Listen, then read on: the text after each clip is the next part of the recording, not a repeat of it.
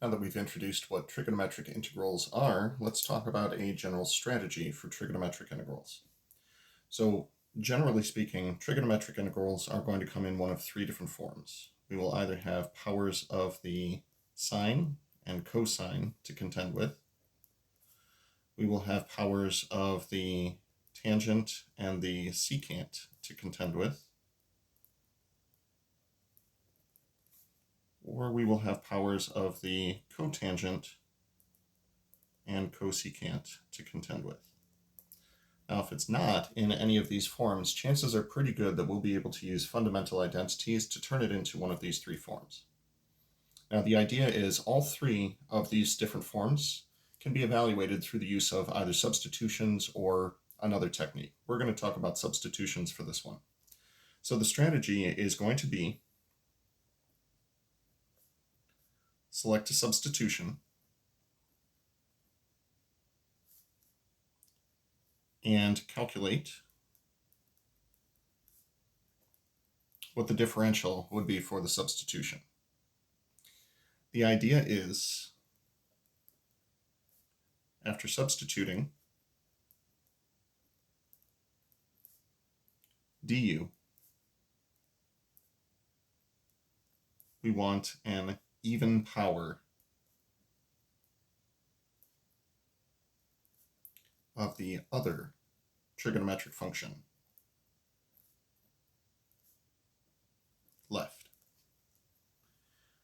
That is to say, if we substitute the sine, we want to make sure that there's an even number of cosines. If we substitute the cosine, we want to make sure there's an even number of sines. The reason that we're looking for an even power is because through the use of Pythagorean identities, we can turn an even power into the other trigonometric function. So we'll use the Pythagorean identity to turn the other trigonometric function into powers of the trigonometric substitution that you're actually using. That'll be powers of u. Then, expand if needed. The result should be a polynomial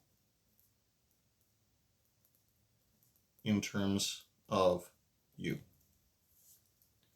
Now, once we have a polynomial in terms of u, you can simply integrate according to the power rule. So integrate using the power rule and substitute back. This is, of course, assuming that you're working with an indefinite integral. Now, with that in mind, let's take a look at all of the different cases that we have up here and see if we can apply what we just said down here to each of these cases up here. So in the first case, we're saying that the sine is raised to the m power and the cosine is raised to the n power. So if m is odd, that is to say if you have an odd power of the sine, we're going to go with u is equal to the cosine of x. Then du would be equal to the negative sine of x dx. By setting aside one power of the sine, you'll now be left with an even power of the sine, which is where we can employ the strategy that we talked about down here, which is use the Pythagorean identity to turn the remaining sines into powers of the cosine. Consequently, if n is odd, that is to say if you have an odd power of the cosine, we'll let u be equal to the sine of x, and du would be equal to the cosine of x dx. Now, once again, the strategy there is we set aside one power of the cosine, leaving us with an even number for the power of the cosine left. Then we can employ the Pythagorean identity to turn the cosines into sines. Now, the second case is going to be a little bit different because the differentials are a little bit different. So first off, if n is even, that is to say, if the power of the secant is even, we're going to use u is equal to the tangent of x. This is because the differential in this case would be the secant squared of x dx. As a result, if we're using up an even number of secants to create the differential, we'll be left with an even number of secants, which we can use the Pythagorean identity to turn into tangents.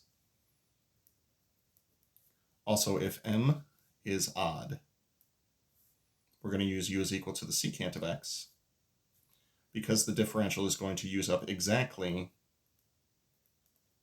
one factor of the tangent of x. So using up that one factor of the tangent of x will leave us with an even number of tangents. Then we can use Pythagorean identities to turn those into secants. And basically it works the exact same way with the cotangent and the cosecant, since those are just the cofunctions of this. So once again, if n is even, we're going to let u be equal to the cotangent of x, and du is going to be equal to the negative cosecant squared of x dx. And if m is odd, we're going to let, oh, we don't have room down there, so then u equals the cosecant of x, and du would be equal to the negative cosecant of x, cotangent of x, dx. Please fit, please fit, please fit. Okay, we made it fit. Excellent.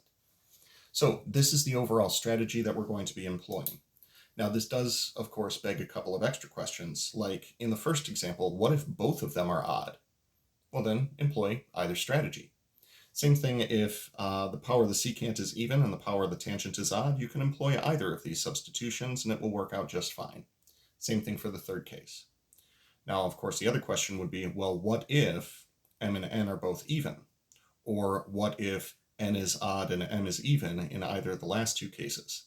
Those are kind of special cases, and we'll talk about those in a later video. So rest assured, your questions will be answered.